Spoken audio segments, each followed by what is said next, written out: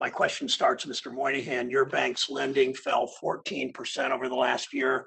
You just announced $25 billion in stock buybacks. Why not lend that money to small businesses and families? Well, the good news, Chair Brown, is that we can do both. We can return capital to our shareholders to help them enhance their returns at the same time lending to small business. How did we end up here where CEOs are making 900 times what some of their workers are making? We're very proud of the opportunity we give to all of our people here. Our starting wages are approximately $35,000 plus medical benefits, retirement benefits. We take very good care of our people in terms of training and all that. My compensation is set by the board. They look at multiple factors.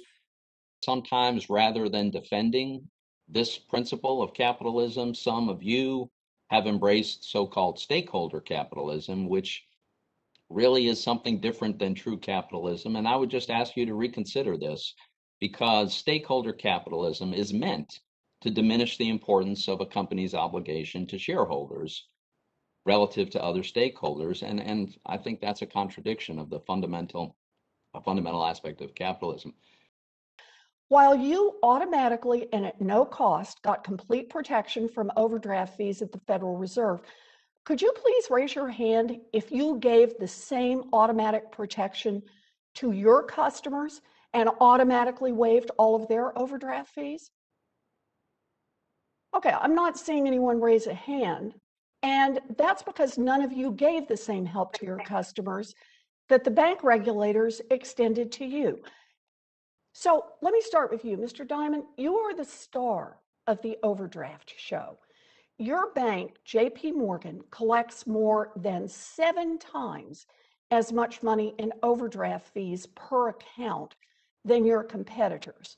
So, Mr. Diamond, how much did JP Morgan collect in overdraft fees from their consumers in 2020? Well, I think your numbers are totally inaccurate because of COVID. You know, I appreciate that you want to duck. What part of the Georgia law restricted voting rights or was discriminatory? In our view, as a company, we believe that there ought to be a concerted effort to get the status standards that we can all agree to, because all of us, and including what you just said, is the access for people who are eligible to vote is paramount to having a great democracy. What part of that law was discriminatory or restricted access? I've been studying the law, and that's one of the reasons why I asked that question, because from my perspective, and frankly, from the words on the paper, 20-pound paper, maybe not worth much, but those words are very powerful. It did not prevent anyone from voting, and frankly, it made it easier to vote earlier.